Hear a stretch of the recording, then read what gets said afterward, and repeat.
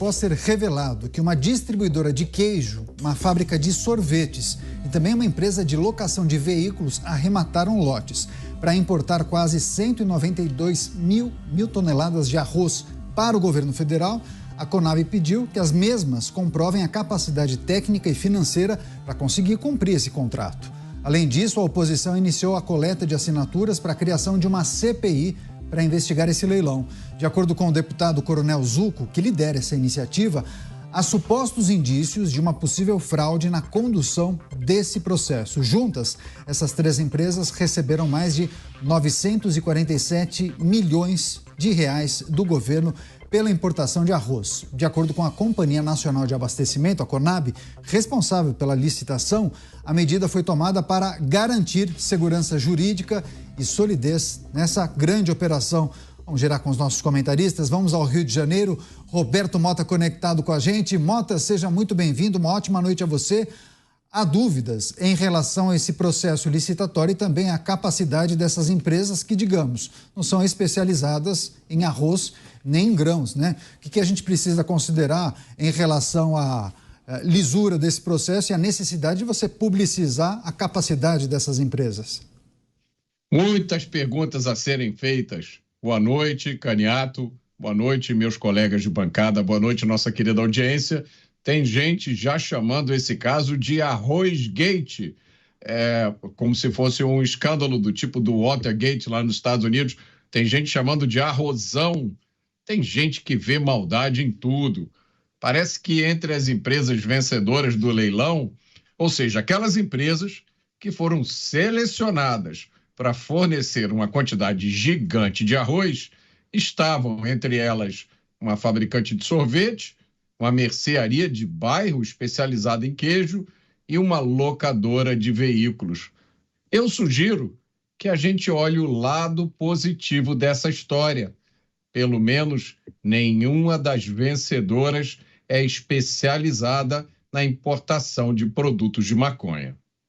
Pois é, também com a gente o Luiz Felipe Dávila aqui nos estúdios em São Paulo. Dávila, seja muito bem-vindo, uma ótima noite a você.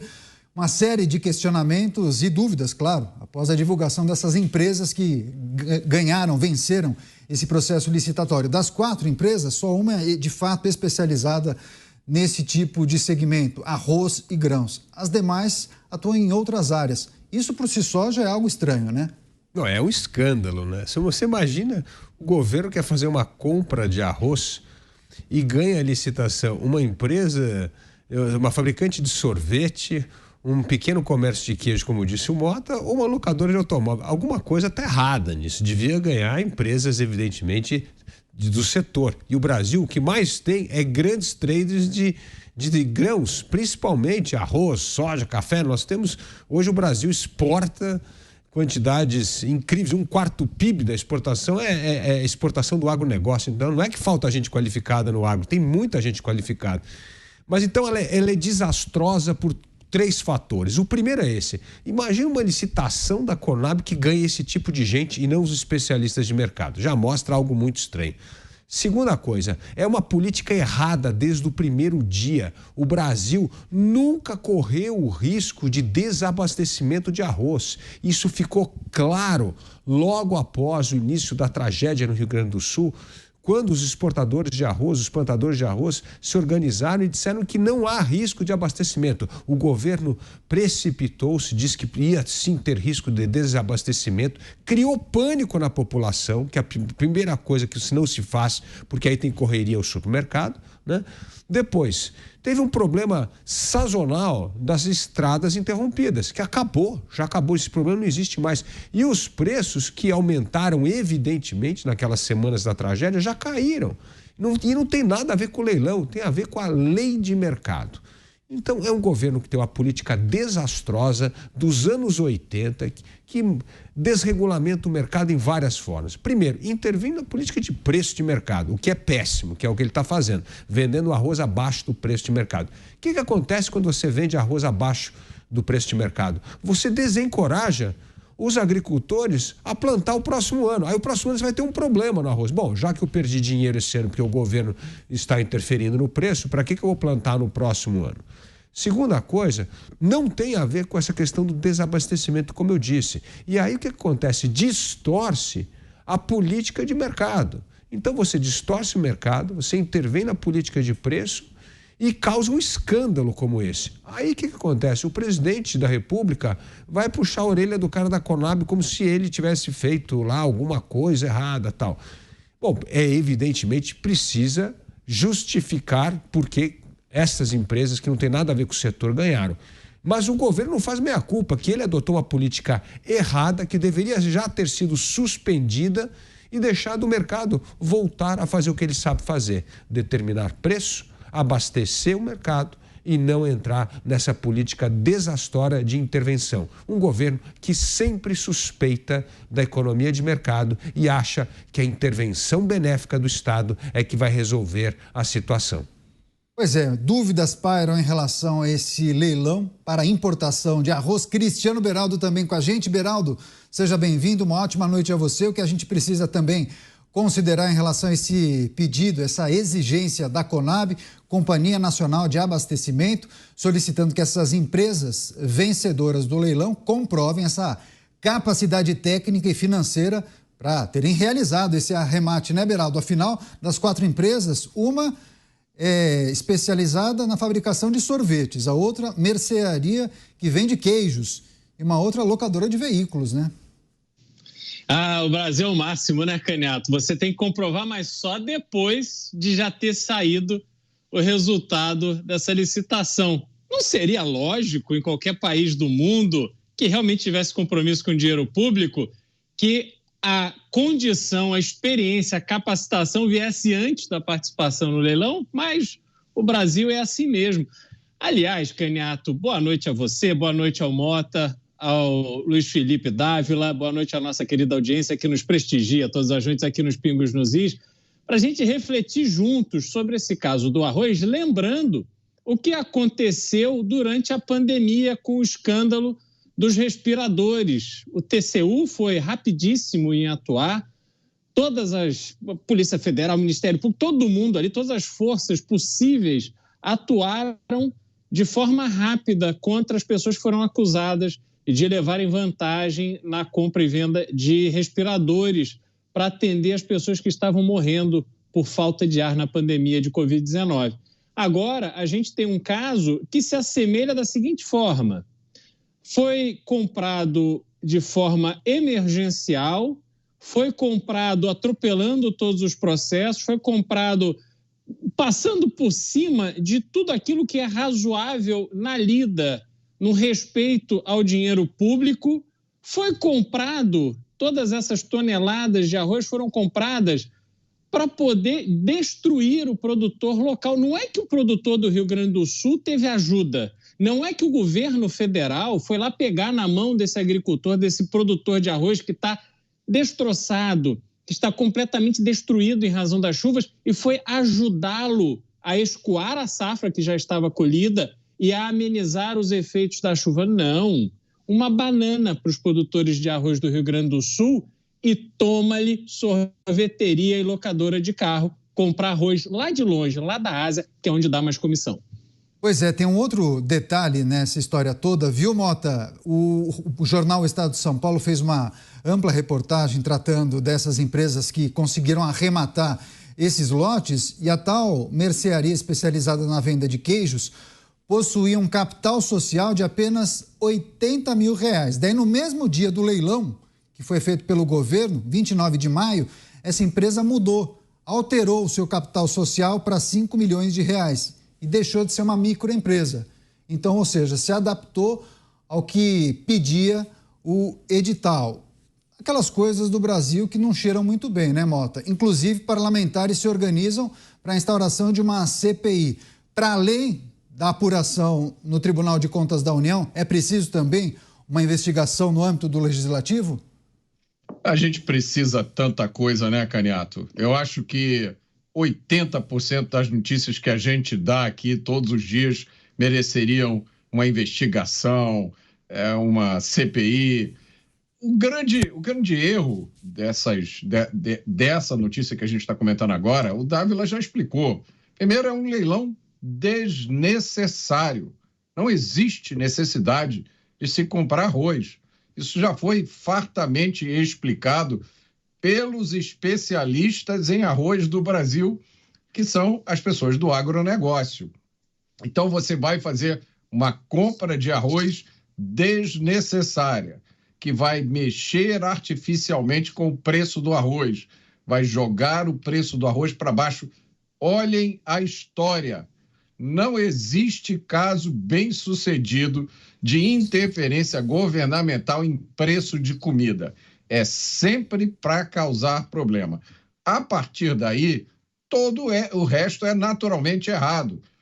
Nesse caso que você citou especificamente, Caniato, não existe em si nenhuma irregularidade nisso. Todo mundo pode fazer o aumento de capital da sua empresa a qualquer momento. Só chama a atenção que isso tenha sido feito assim, em cima da hora. Mas, mais uma vez, isso em si não quer dizer nada de errado. O erro nessa história está em trazer o arroz para a pauta nacional quando a gente tem tantos outros problemas reais e muito mais sérios. Não, com certeza não. É até louvável que o empresário queira crescer e expandir os seus negócios. Agora, o que chama atenção é isso ter sido feito justamente no dia do leilão. O contador poderia ter feito isso semanas antes. Enfim, se essa era a estratégia da empresa, não sei. Agora, dá lá vários elementos que acabam expondo esse processo licitatório, mas também o governo federal, porque foi o governo federal que, no final das contas, bancou, falou, não, é preciso, é necessário. O Mota, acho que relembrou um ponto que é fundamental nisso. As associações de produtores de arroz disseram mais de 85% da safra do Rio Grande do Sul já foi colhida. Não há necessidade de importação. O que nós temos em estoque atenderá à demanda do Brasil. Isso também faz nós refletirmos sobre a necessidade desse leilão, né? É verdade. Mas aí uma coisa, esse governo não acredita no mercado. Então, quando o mercado diz que tem arroz suficiente para abastecer o mercado, ele não acredita. Ele acredita numa visão burocrática que precisamos aproveitar essa crise para tirar uma lasquinha de marketing aí colocar o selo do governo, vender abaixo do preço de mercado para dizer que o governo está muito sensibilizado com aqueles que sofreram a tragédia no Rio Grande do Sul. É um absurdo. Além de tudo, esse governo que está nesse caça-níquel danado para arrecadar dinheiro, porque corte de custo não tem, está tirando dinheiro dos cofres agora para comprar esse arroz que não precisa. Você vai gastar aí, não sei se vai usar todo o dinheiro previsto, mas é questão de 3, 4 bilhões de reais. É um absurdo. Tudo é absurdo nessa política, menos a incapacidade do governo reconhecer que errou nessa política. E quando você erra na política, a coisa que tem que fazer é imediatamente tirar essa política de campo. Tira de campo, esquece, vira a página e fala, realmente estamos convencidos de que o Brasil tem arroz suficiente para abastecer o mercado e acaba com isso. Mas não, é um governo que insiste no erro, até o ponto de judicialização. Porque o que aconteceu é que o Partido Novo até entrou no Ministério Público contra o leilão e foi suspenso por uma liminar do Supremo Tribunal Federal.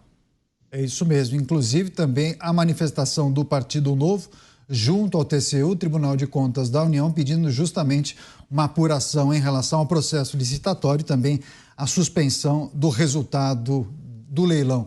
Beraldo, no que tange a necessidade de uma apuração no Legislativo Federal, você acha exagero, é perder tempo ou não? É preciso também, além do TCU, uma apuração por parte dos parlamentares? Não, toda investigação e apuração é bem-vinda. A gente sabe que a apuração no Legislativo, ela tem um cunho político absoluto. Só que entre um depoimento e outro e tal, podem ter declarações que acabam levando a sustentação de um caso mais forte na esfera judicial, criminal. O que precisa, isso é um caso de polícia, porque não venham me dizer que a lojinha de queijo lá do Amapá tem qualquer condição de operar a importação de 1 milhão de toneladas de arroz. Parece que é assim, parece que a gente está no tempo ainda sei lá, há 300 anos, há 400 anos, você tinha aquelas cidades que as pessoas iam, se encontravam, e ali no fim do bigode falava. o mundo não é mais esse. Você vai falar deste volume de compra e venda de grãos, você está falando dos grandes players mundiais.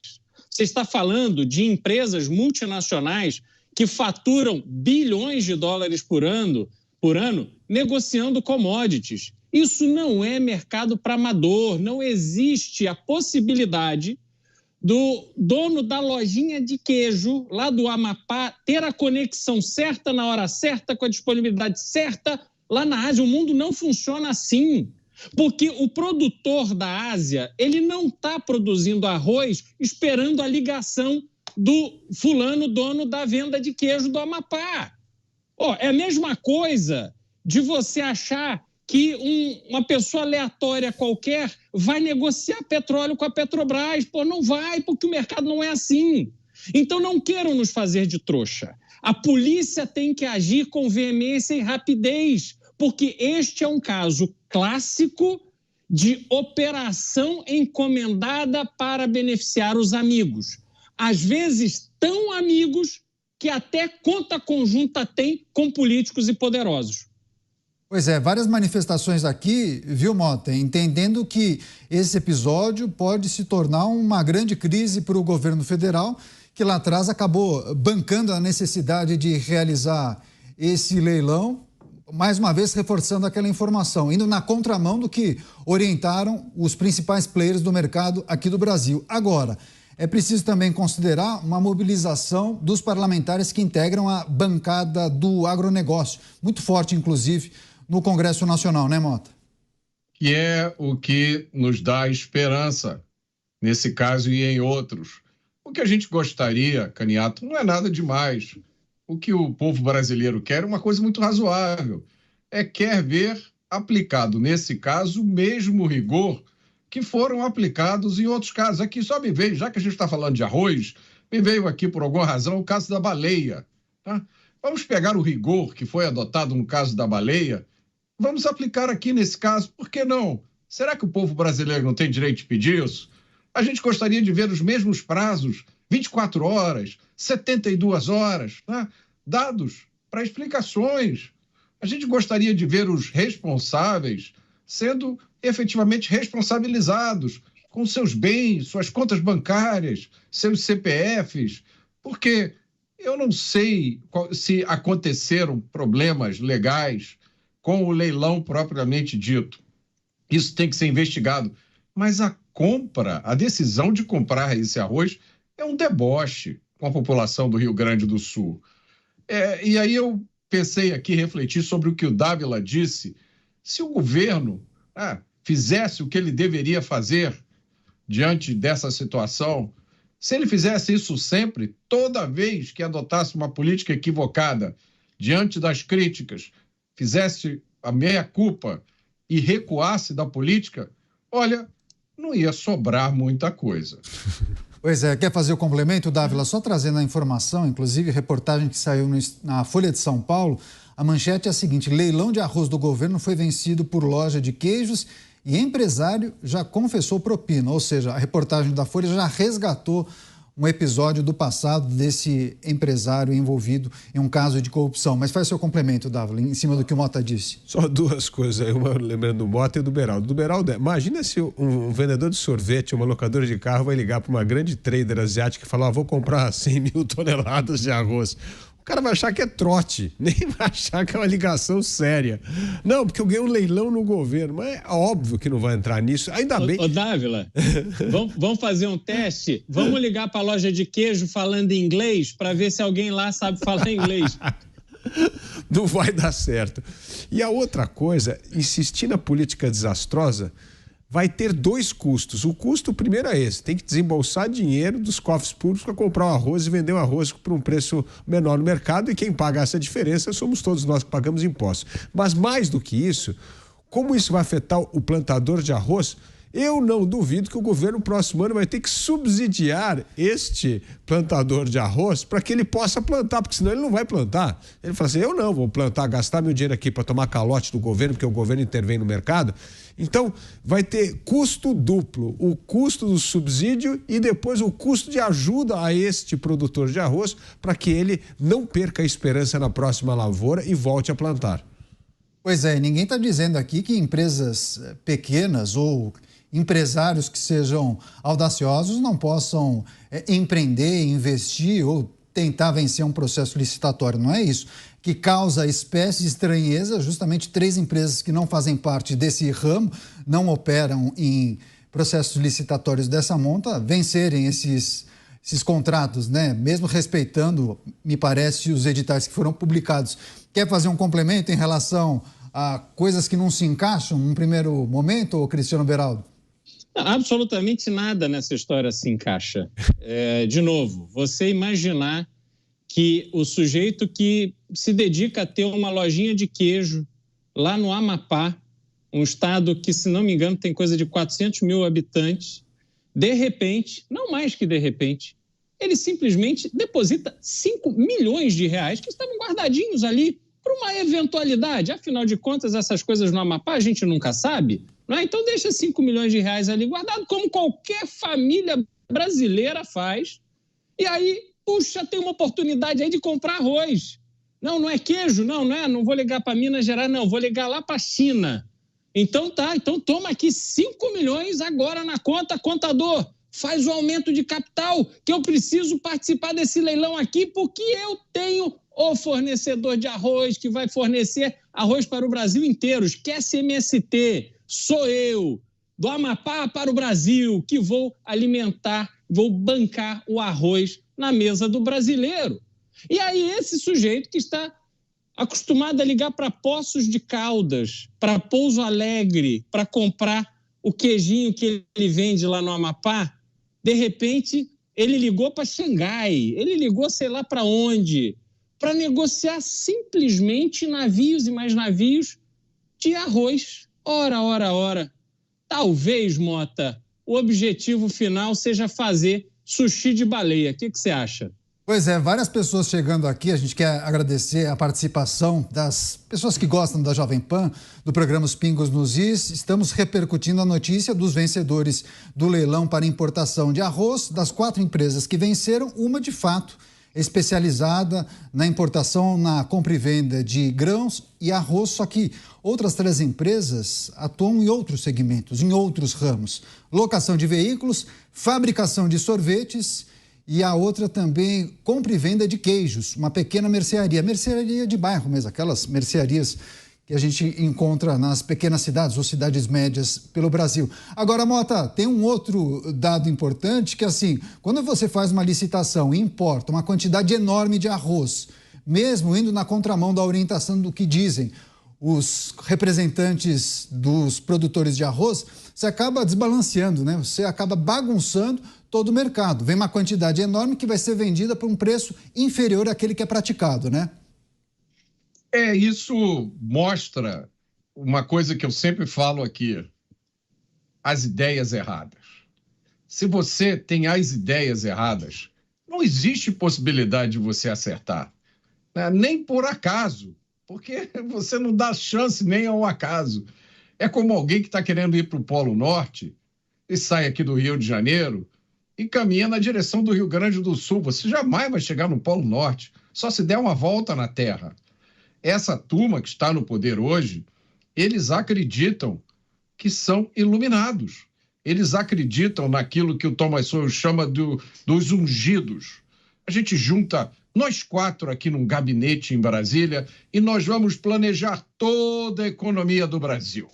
Nós vamos dizer quem vão ser os exploradores de petróleo do Brasil, quantos sapatos vão ser fabricados no Brasil, qual é o cardápio do brasileiro, e nós aqui, nós 4 é que sabemos se precisa comprar arroz ou não. O pessoal do agronegócio não tem nada que se meter com isso. Se a pessoa acredita nisso, Caniato, o fato, a evidência, a realidade é insignificante. Eu já citei aqui uma frase do Nelson Rodrigues, né? Nelson Rodrigues dizia: o Fluminense é o melhor time do mundo e se os fatos mostram o contrário, pior para os fatos. É exatamente isso que a gente está vendo aqui. Muito bom, Mota. Agora, Dávila, é interessante quando o Mota traz para a discussão e ele diz sobre as ideias erradas, né, que muitos grupos ou administrações acabam defendendo porque, de fato, parecem que acreditam, né, estão convictos que aquele é o caminho correto. Agora, há tantos indícios, há uma variedade de indícios que apontam justamente que determinada administração não está no caminho correto. Mas por qual razão insistem? Não, vamos aqui, vai dar certo. E aí a gente se depara com uma notícia como essa, né? Política que dá certo é política baseada em dado, em evidências. Você olha para os dados, é evidência, e aí você desenha uma política pública. Agora, a política pública desse governo é baseada em alucinação ideológica, é outra coisa. A alucinação ideológica não tem fundamento nenhum. Então, o problema é que esse é um governo que descarta os dados e as evidências, porque se tivesse olhado dado e evidência, teria percebido que não haveria desabastecimento, que o mercado estava totalmente controlado, que foi um desajuste de preço momentâneo por causa da tragédia e que as coisas se normalizaram 1 a 2 semanas depois. Agora, o governo, quando tem essa alucinação ideológica, ele joga fora todos os dados e evidências e acredita naquela rota que tem que ser seguida muito mais por uma questão ideológica do que por uma questão de dado e evidência. Este é o problema que custa caríssimo ao Brasil, porque são políticas desastrosas, custam aos cofres públicos, custa a nós, pagador de imposto, e além do tudo vai ter que dar um subsídio depois.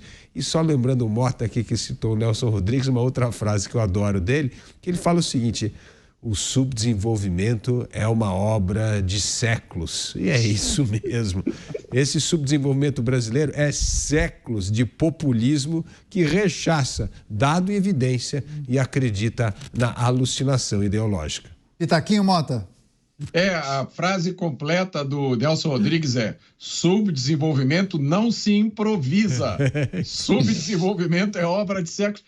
As maiores tragédias e crises que a gente vê aqui no Brasil não são acidentais. Elas são propositais. Elas vêm de muito planejamento, de muito pensamento, de muita energia, porque as pessoas realmente acham que o caminho do desenvolvimento é esse. Você tem um bando de burocratas que mandam tudo na sua vida. E aí me lembra uma frase que o Dávila citou do Ronald Reagan, né? Quando o governo vê alguma coisa funcionando bem, o governo taxa. Se a coisa continua funcionando, o governo regulamenta. E se a coisa para de funcionar, o governo subsidia. É isso que o governo está fazendo com o mercado de arroz agora. Você, Beraldo, quer fechar? Olha, a gente não tem como enxergar nenhum fato lógico nessa postura do governo em relação a essa compra. Tudo, desde o início, está absolutamente errado. Ela começou errada porque não ouviu os produtores do Sul, não conversou com as nações aqui no entorno que poderiam ajudar se fosse o caso, e, de repente, sai uma licitação a toque de caixa, aparecem 7 bilhões de reais. Esse governo que vive com pires na mão e a outra mão na nossa carteira, aparecem 7 bilhões de reais para comprar arroz da lojinha de queijo do Amapá. Como é que pode ter algum indício de moralidade nesse processo? Não há nenhum. Agora, tentaram deixar por isso mesmo, tentaram fechar os olhos. É essencial, é imperativo que o Congresso faça o barulho necessário a ponto de constranger não apenas o TCU, mas todos os órgãos que devem ser envolvidos nessa investigação. E eu espero que não demore até que tenhamos o primeiro preso pelo arroz.